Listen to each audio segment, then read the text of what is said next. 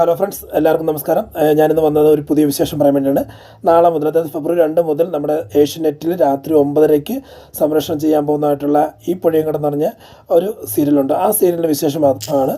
അതിൽ നമുക്ക് ആദ്യം കാണാൻ പറ്റുന്നത് അരവിന്ദൻ, പിന്നെ ഭാര്യയായിട്ടുള്ള ശാരദമ്മ, അവർക്കുണ്ടായ 4 മക്കളായിട്ടുള്ള ഗംഗ, കാവേരി, യമുന, പിന്നെ നീള.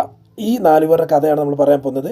ഈ കഥയുടെ പ്രത്യേകത എന്ന് പറഞ്ഞു കഴിഞ്ഞാൽ, ഞാൻ എടുത്തു പറയാൻ കാരണം നമ്മുടെ ചെമ്പന്നീർ പൂവിലെ രേവതി, അതായത് ഇതിലെ കാവേരിയായ രേവതി, അതായത് ഗോമതിപ്രിയ എന്നാണ് യഥാർത്ഥ പേര്, ആൾ ഇതിൽ തിരിച്ചു വരവുണ്ട്. കാരണം ചെമ്പന്നീർ പൂവിൽ പാതി വെച്ച് പോയി. അതിന് ശേഷം അതിൻ്റെ റേറ്റിംഗ് ഒക്കെ കുറവുണ്ടായിരുന്നു.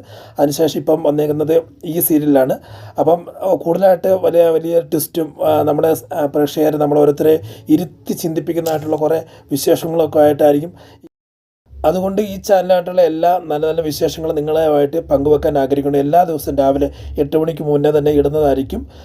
ഇതിൻ്റെ അകത്തുള്ള എല്ലാ വിശേഷങ്ങളും നിങ്ങളെ അറിയിക്കാൻ വേണ്ടി ഞാൻ ആഗ്രഹിക്കുന്നു. അപ്പം നിങ്ങൾ ഓരോരുത്തരെ സപ്പോർട്ട് ആഗ്രഹിക്കുന്നത് ലൈക്ക് അടിച്ച് സബ്സ്ക്രൈബ് ചെയ്യാൻ വേണ്ടി നിങ്ങളോട് ഞാൻ ആവശ്യപ്പെടുന്നു. അതിനാൽ അടുത്ത ദിവസം ഫുഡ് വിശേഷമായിട്ട് നിങ്ങളെ മീറ്റ് ചെയ്യാം. ഇപ്പം ഞാൻ നിങ്ങളുടെ വിട പറയുന്നു. Signing off.